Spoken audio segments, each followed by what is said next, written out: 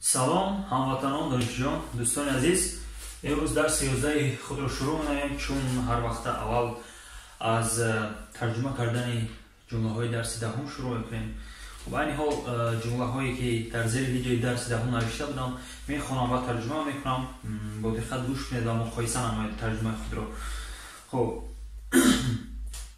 When do you want to go to Tajikistan? When do you want to go to Tajikistan? یعنی when کی شما میخواهید به تاجیکستان روید، یعنی شما کی میخواهید به تاجیکستان روید. I go to Tajikistan when my brother come to Moscow. یعنی در حالت دیوم جمله که سوالی نیست. I go to Tajikistan when my brother come to Moscow.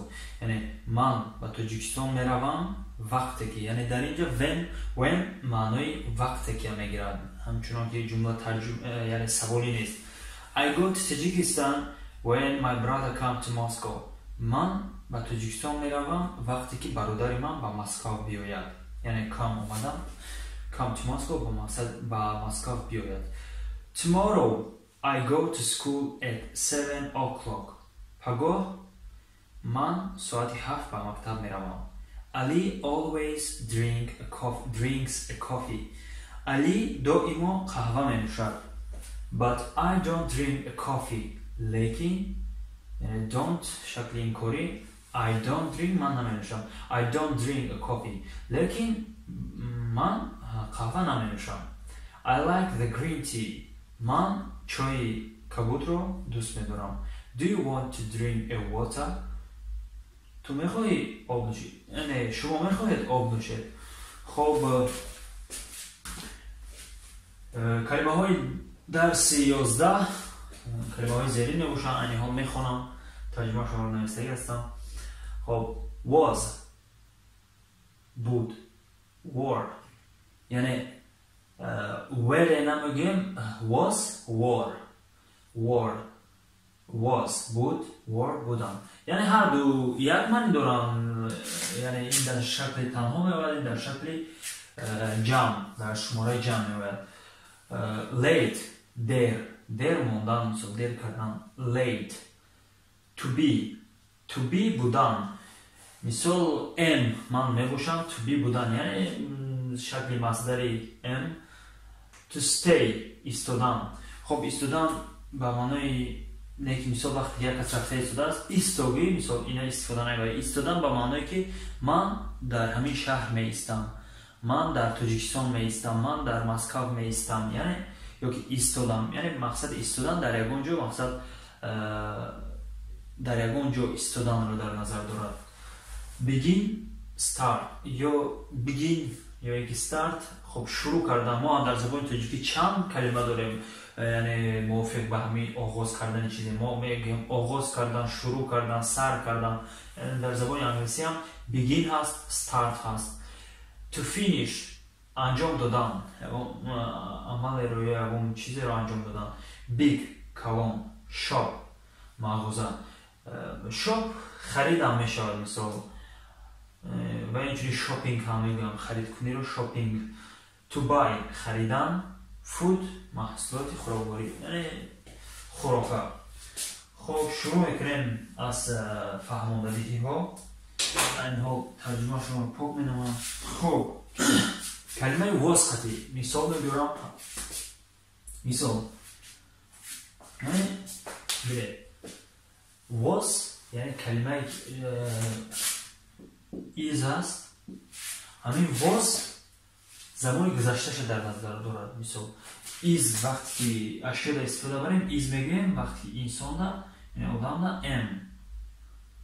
همین واس یعنی زمان گذشته در نظر دارد. یعنی ببینید آخری جمله اهمیتی که کلمه ما به زمان گذشته تعلق دارد، یعنی دیروز کاری که علاقه شد، علاقه گذشت، دیروز.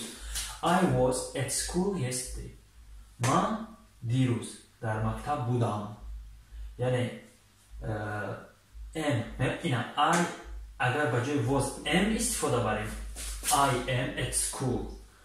من در مکتب می باشم. I was at school. من در مکتب بودم. مثال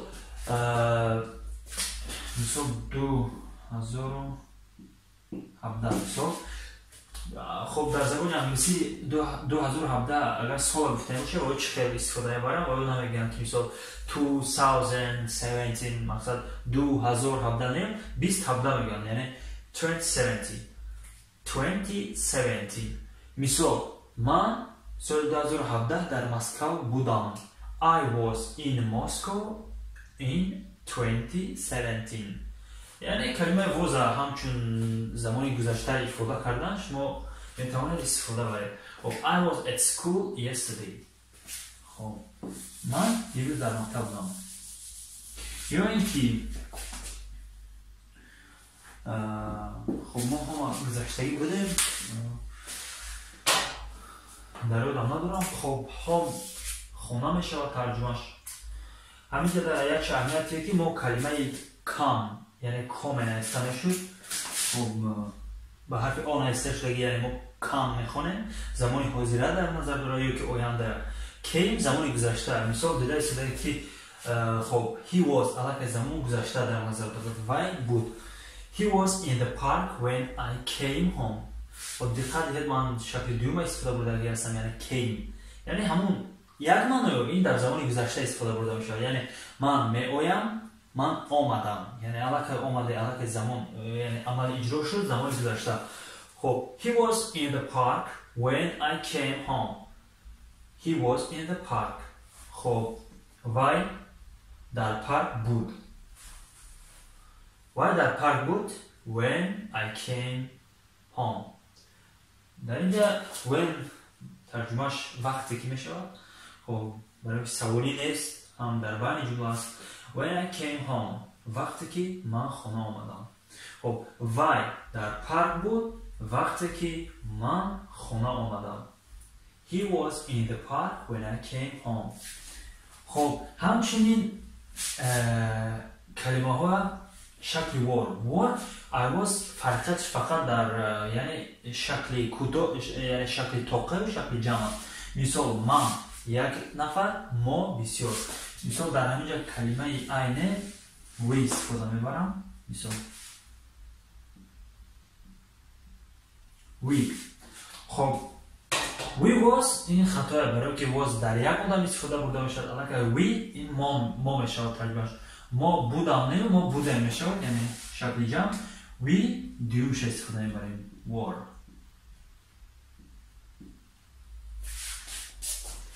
So we were at school yesterday. ما دیروز در مکتب بودیم. یکی در جای این he یک نفر است مقصد وای شکل زیادش آنها.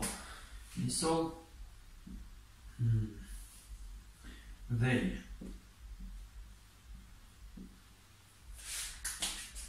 خب they was استفاده نمیبریم برای که علاقه they بسیار آدم در نظر دارد یعنی آنها این معین است و دو کس باشن شاید یا که 4 کس یا که 5 است علاقه شکل جمع است. خب was نه were استفاده میبریم they were in the park when I came home یعنی آنها در پارک بودن وقتی که من خانه آمدم. خب late. خب مثال کلمه late ما چه استفاده میبریم؟ کلمه مثال دیر کردن وقتی که شما سینف میدروید دیر کردگی هسته. مثال شاید بعضی شما آقا میدونه همین ای بوره هم جمعه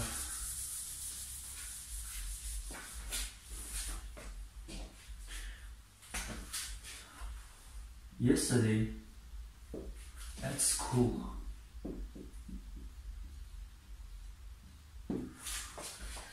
خب این خلاق هم اخیران نشته شده است. Yesterday I was late at school. Yesterday I was late. I was late at school. یعنی ما دیر ماندم میگیم یعنی کلمه ماندن رو استفاده بریم. من دیر ماندم تو دیر ماندی. خب در زبان انگلیسی یعنی با فعل to be نوشته می شود. To be. To be late.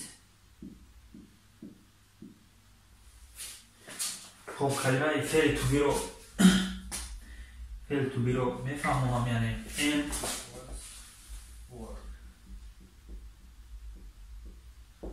یعنی همینو همش همین جمله های کلمه هایی که دیده شده فعل to be یعنی verb to be در همین داخل در فعل to be داخل میشن. مثلا am is was were یعنی to be نامعینی وقت am is وقتی معین یعنی وقتی am با یک از داخل داشته is با این هم با یک از داخل دارد تعلق دارد.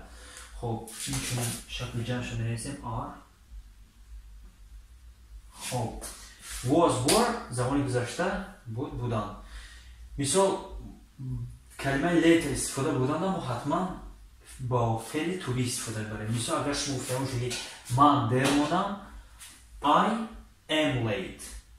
او دیر ماند he is late. آنها دیر ماندن they are late. مثال آنها دیر کردن they are late. اگر زمان گذشته استفاده بودن باشه همچنین I was late چون که در اینجا نویسم I was late من دیر ماندم. Yesterday I was late at school. دیروز من در مکتب دیر ماندم من با مکتب. خب ما حتما گفتیم که عیناً ترجمه نمیکنیم ما منطق و مضمون یعنی جمله ترجمه میکنیم. Yesterday I was late at school. دیروز من با مکتب دیر ماندم. خب چون که دیده است خب کلمه late ما حتما با فعل to be استفاده برای مثال یک و دیگرش کریم. مثال ترجمه میکنیم Karim is always late at school. خب در اینجا دیده است یعنی ما فعل to be در جای موندیم بعدی یعنی بعدی کلمه always بعدی ظرف Karim is always late at school. کریم دائما با مکتب دیر میماند. خب کریم is always late at school. کریم دائما با مکتب دیر میماند. خب این حال کلمه to be مثلا اگر شما گفتنی باشه عدد نداره یا گفت دیر کرده I'm sorry مرا ببخشید یعنی I am late من دیر ماندم ببخشید برای دیر کنی I'm sorry I'm late. کلمه to be بودم to be مثال وابسته همین این شکلان خب عیناً همین شکلی کلمه رو در اورگینی بیگینر یعنی با خودن غیر امکان است to be ولی این دیگر شکل‌های همین یعنی همین کلمه ها در فعل to be داخل میشن is are am was were یعنی is are زمان حاضرش است یا که میباشد میباشند بود بودند.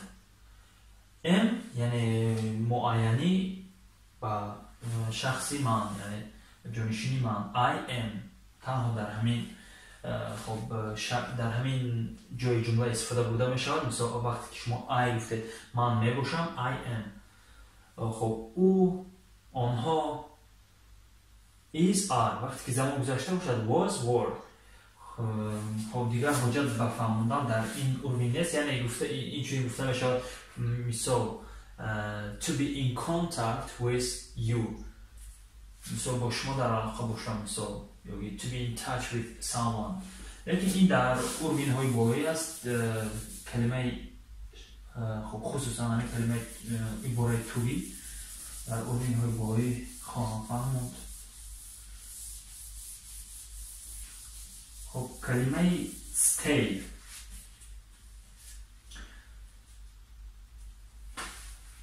خب کلمه stay ایستادن to stay ایستادن. خب I don't want to go to Moscow. من don't want نمیخواهم اگر don't نمی بود من میخواهم شد I don't want من نمیخواهم to go to Moscow با مسکو روم یا من با مسکو رفتن نمیخواهم I want to stay in دوشنبه من میخواهم در دوشنبه بمانم یا که ایستم بمانم. خب ما چون که هر دفعه گفتیم باز میگیم یعنی در ترجمه کردن جمله ها از یک زبان به یک زبان دیگر شرط است که عیناً ترجمه کنیم. مثال اگر ما گیریم من خواستم ایستادن در دوشنبه من خواستم ایستادن در دوشنبه این هیچ معنی و منطقی ندارد. ما معنی همین جمله یعنی منطق و مضمون همین جمله میگیریم بر زبان تاجیکی میگردونیم چی میشه من در دوشنبه استودان میخواهم یا که من در دوشنبه ماندن میخواهم. خب اگر ما فهمیدیم همین چی در نظر دارد گوینده همین جمله است. همون چیزی هوای در نظر داشتگی یعنی چی فکر داشتگی باید سپورت با فکرم که کلمه عمومی جهانی است. بسیار جدا سپورت میگه. خب با زبان تاجیکی اگر ترجمه کنیم ورزش سپورت. I begin my morning with sport. With خب ترجمه ترجمه شود. خب شما در یاد گیرید کلمه with یعنی W-I-T-H with با بشود یعنی با زبان روسی с тобой with you со мной with me. I begin my morning with sport. My morning سحر میشود یعنی صبح. My morning صبحم رو یکی صبح من. I begin my morning with sport. من صبحم رو با ورزش شروع میکنم یعنی begin یا که شما بتونید برای begin start مونه I start my morning with sport یا که بعض شما بتونید استفاده برای I want to begin یا که I want to start my business. خب بیزنس هم بسیاری ها میفهمند چی است یعنی ما با زبان تاجیکی اگر ترجمه کنیم تجارت میشود لیکن قریب که زبانی یعنی کلمه عمومی جهانی است. بیزنس با روسی هم بیزنس میگم با انگلیسی هم بیزنس میگم. خب to finish همچنین انجام دادن یعنی I begin my morning with sport. I finish my evening with sport. یعنی من شامم رو با ورزش با اتمام میرسانم یا که تمام میکنم یا که با انجام میرسانم. من شما رو با ورزش با انجام میرسانم. begin finish. کلمه بیگ کلام یعنی عادی است. I live in a big city. من در شهر کلام زندگی میکنم. بیگ کلام شما اینجوری میتونید اگر کار کنید در یک فیرمای کلام یا که زوادی کلام. I work in a big corporation یا که organization و اینچنین plant یعنی زواد شاید ترجمه شکل نوشتش.